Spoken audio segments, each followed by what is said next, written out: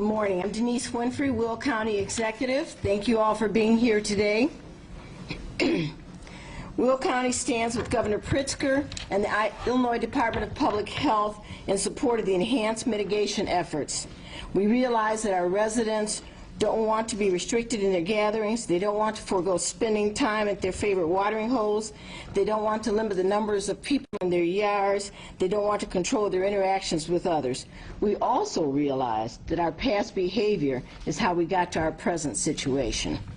We encourage our residents to do what is needed to help stop the spread of the virus. Wear face coverings over your nose and mouth. Wash your hands frequently. Watch your social distancing. If you must be out, make sure you follow the guidelines. Protect not only yourselves, but your families, your neighbors, the community. We need everyone on board on this round, and we believe that Will County is strong enough to do the right thing. Thank you. Next, we'll hear from our governor, Mr. J.B. Pritzker.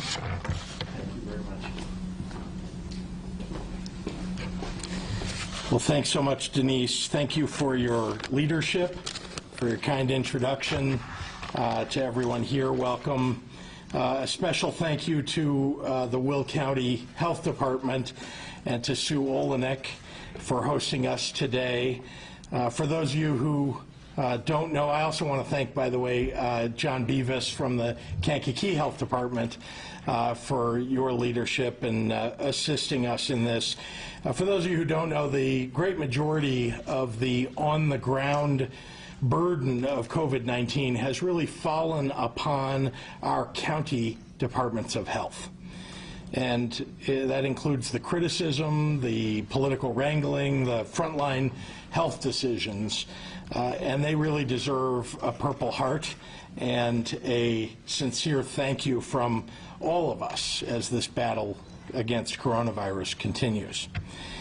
I'm really glad that we could be joined by Senator Pat McGuire and Senator Mike Hastings, Senator Jennifer Bertino-Tarrant, and Representative John Connor, all of whom provide really admirable leadership for this region in Springfield. And I have had the great good fortune to be able to work with them over the last year and a half to try to get real things done for people who live right here in both Will County and Kankakee. In a time full of unknowns, I've made a lot of effort to ensure that our residents have as much transparency as possible in Illinois' response to this pandemic. So we all know why we're here today.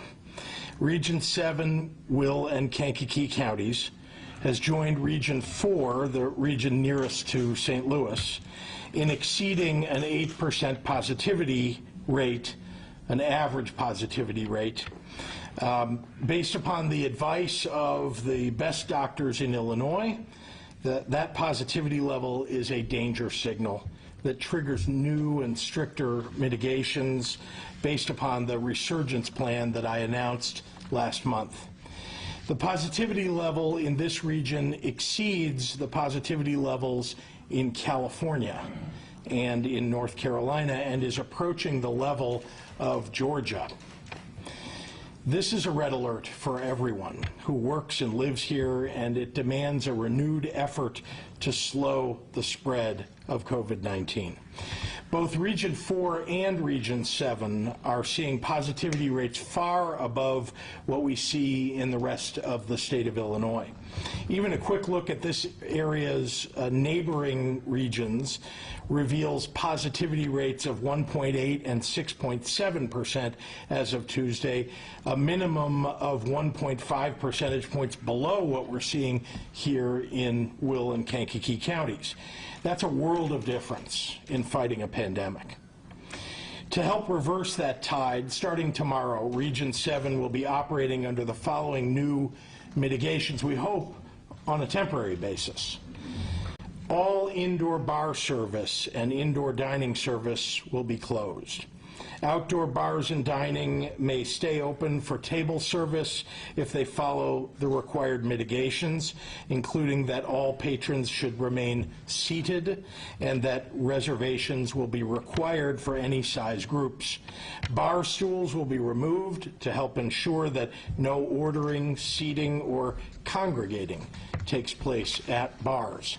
All bars, restaurants, gaming facilities, and casinos must close at 11 p.m. Party buses will be closed, and gathering limits will be the lesser of 25 individuals or 25% of overall room capacity. These new mitigations do not change the sports guidance effective August 15th, nor do they affect DCEO's current guidance for outdoor activities not included in what I just discussed. None of these rules are intended to punish or to irritate anyone. They are imposed with a sincere desire to keep the people of Will and Kankakee counties safe and healthy. Look, this virus is insidious. It's a creeping menace that can either make you very sick or cause death, and it may also be carried by you and given to your friends and family even if you don't feel sick. And they could become sick too and die. Relative to other Midwestern states, Illinois currently has a lower positivity rate than most, but our numbers are now getting worse, not better. We must reverse this trend. In the coming days and weeks, depending upon whether we can slow the infection rate, the changes imposed today could be removed, or they could be maintained, or frankly, they could also be strengthened. To a large extent, it'll be up to the residents of each region to decide where they go from here, because if you wear your mask and you keep 6 feet of distance when in public, there will be a lot fewer infections and a lot fewer restrictions. In short, here's how the region can move forward. Number one, if the positivity rate averages less than or equal to 6.5% positivity over a 14-day period, the region will return to Phase 4 mitigations under the Restore Illinois plan. If the positivity rate averages between 6.5% and 8%, IDPH will continue to monitor the region to determine if additional mitigations are needed or if at some point they can be removed. If the positivity rate averages greater than or equal to 8% after 14 days, more stringent mitigations will be applied to further reduce the spread of the virus. Following Region 4 last week, Region 7 is the second region to require heightened mitigations since all of Illinois entered Phase 4 of our reopening plan in late June. Unfortunately, the Metro East region continues to struggle with high infection rates, with 11 consecutive days of a positivity rate at or above 8%. That region sits at 9.4% today.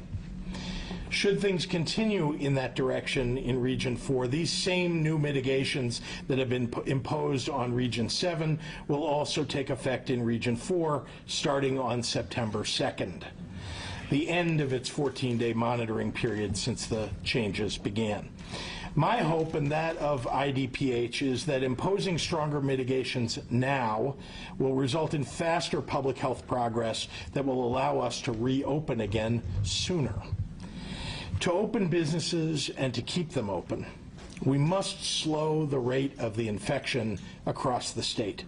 With that in mind, today we're announcing an expanded statewide policy focused on restaurants and bars that's aimed at protecting our workers and slowing the spread.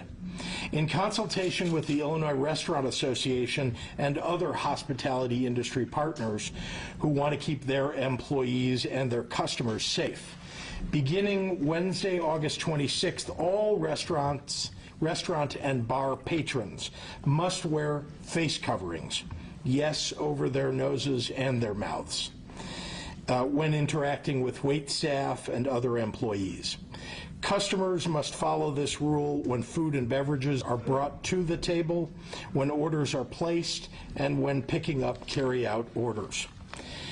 Illinois has had a mask mandate since May 1st of this year, and in most establishments, people are adhering to it. But it's important that we treat hospitality employees just as you would in any retail store or establishment. This new requirement asks a little bit more of our residents dining out in order to protect their health and safety and that of our frontline hospitality workers. Restaurateurs and bar owners want to remain open for business, and we want them to also. And this new requirement will help keep people safe while moving the economy forward, and frankly, that's a goal that we all believe in. And to help in communicating this change as widely as possible, I want all restaurant and bar owners to know that updated guidance and signage are now available to the public on the Department of Commerce and Economic Opportunity webpage at DCEOCovid19resources.com. I'm going to say that again, DCEOCovid19resources.com. There are no dashes or dots in the middle of all that except, of course, the .com. I'll end with this. No matter if you're a resident of Joliet or of Kankakee or of East St. Louis or Quincy or Barrington or Chicago, we all want this pandemic to end and to get back to normal. If everyone would wear their mask in public and keep a reasonable distance from one another, we can reduce infections and deaths in a short period of time and keep them low until a vaccine or a treatment is discovered and widely available, which I think we all believe can happen in a reasonably short period of time. Find whatever it is that inspires you to do your part. Whether you want to keep yourself safe from this debilitating and potentially deadly virus, whether it's to maximize the chance that children can have in-person learning this fall, or to keep the small business owners and stores in your area in business, to ensure the safety of those who you love, or maybe just to get back to the world where you don't have to think about cases and deaths and positivity rates every day. We might all have different motivations, but we've got to operate with the shared understanding that we will get closer to our goal if we work together on this. So thank you, and now I'd like to turn it over to our state's public health director and leader, Dr. Ngozi Ezike. Doctor.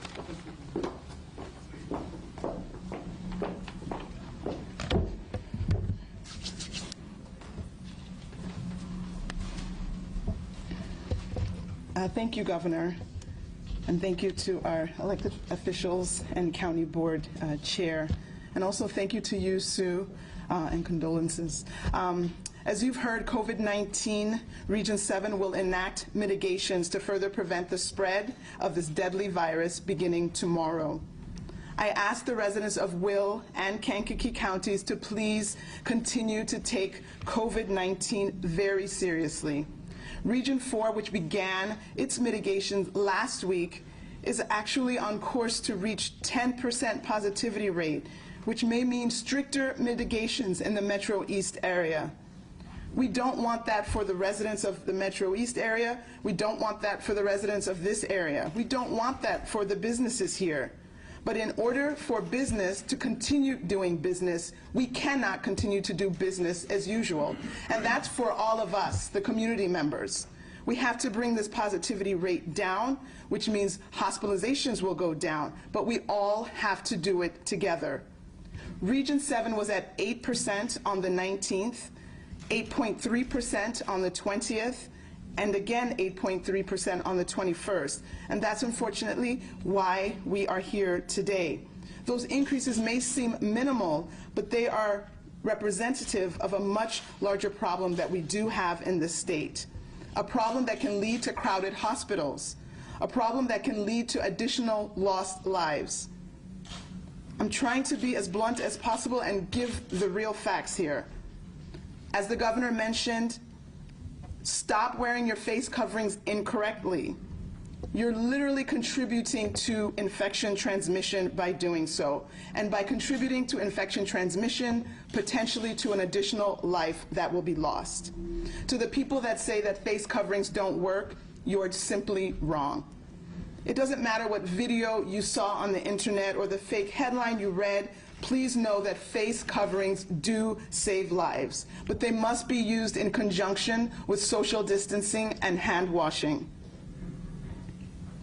These are the three simple steps that you can all do, that we must all do to stop the spread of COVID-19 and get back to some level of normalcy.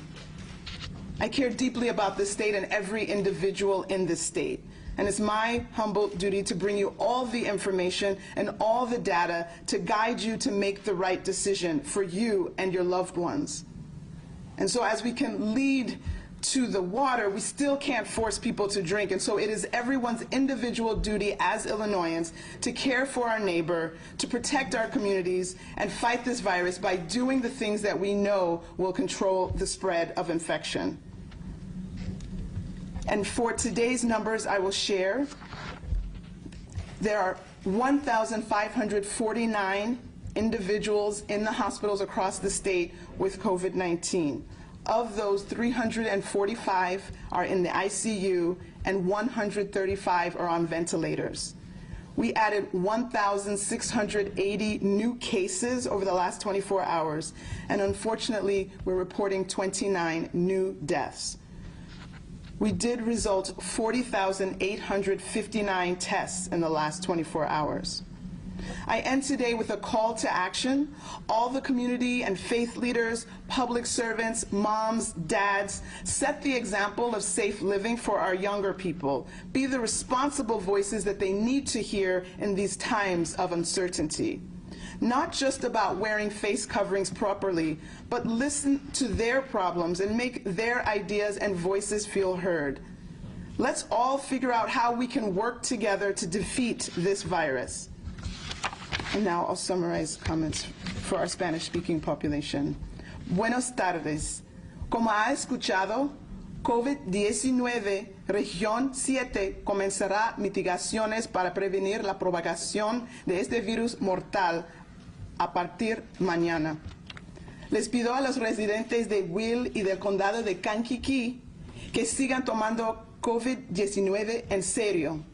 La región 4, que comenzó sus mitigaciones la semana pasada, está en camino de alcanzar una tasa de positividad del 10% y implementar mitigaciones más estrictas en el área Metro East.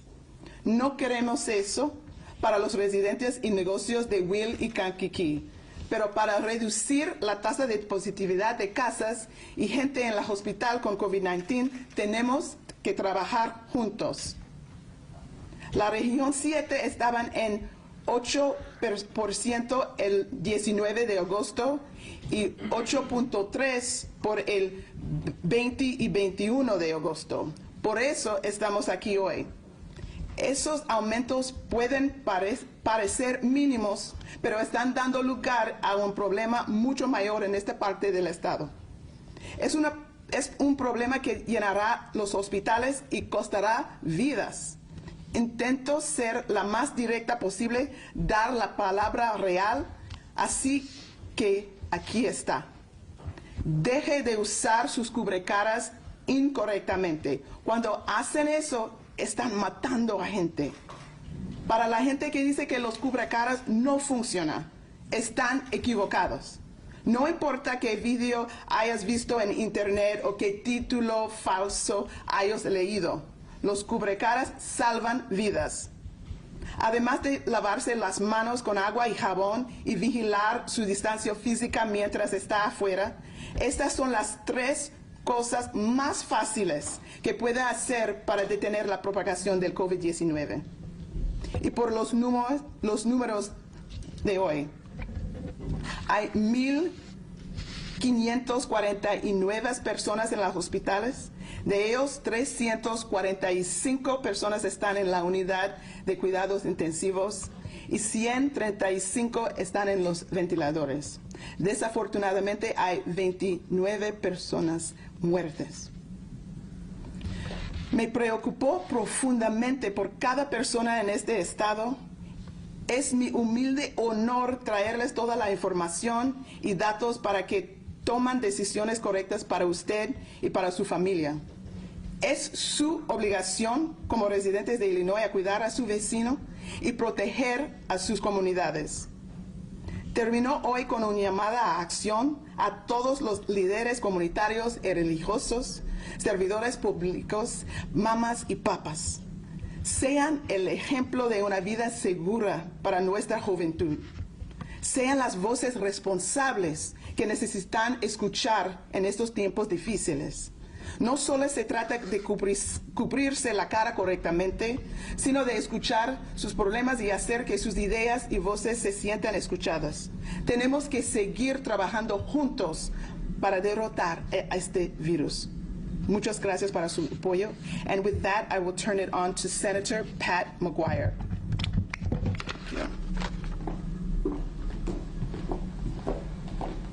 Thank you, Dr. Ezike. Good afternoon. Governor Pritzker, you spoke of inspiration, motivation. To date, over 1,000 American healthcare workers and first responders have died of COVID-19. Over 1,000. In fact, Illinois ranks 4th among all of our 50 states in the number of healthcare workers lost to COVID-19. We properly revere these men and women as heroes. May their memory be a blessing. We know the people that work these jobs. In our families, in our neighborhoods, in our circles of friends, we know people who work in hospitals. We know nurses. We know respiratory therapists. We know people who work for fire and police departments.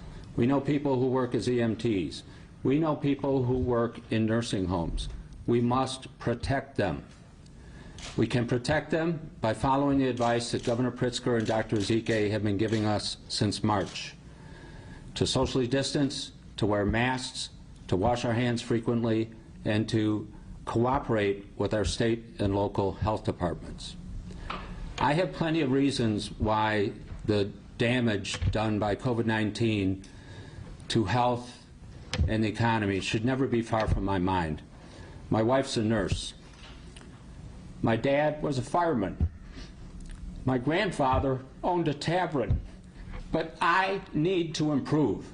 It was only this morning that I realized I should keep a stash of fresh disposable masks in my car for those occasions when I left my cloth mask at home and I want to go through a drive-through to get some coffee. I need to have those fresh masks in the car to protect myself and my server.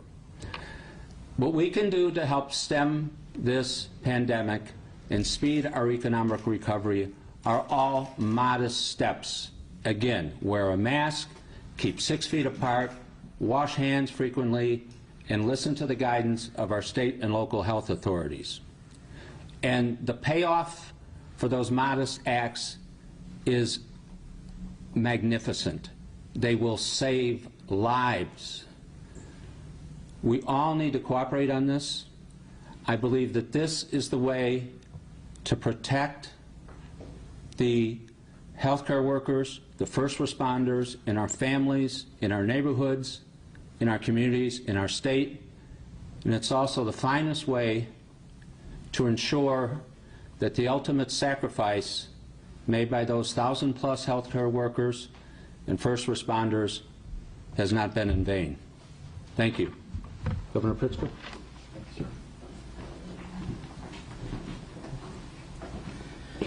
Thank you very much, Senator. Happy to take questions from any members of the media. Yes, sir.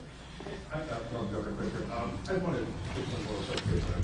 What were some of the differences between when the restrictions were put out for Region 4 versus for this region, specifically I think about the indoor service at bars and restaurants? Can you explain some of those differences? Sure.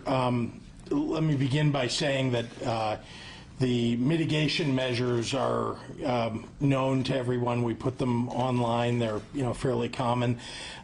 Region 4 was the first region that had hit any of those metrics that we set for stepping back and putting new resurgence mitigations on.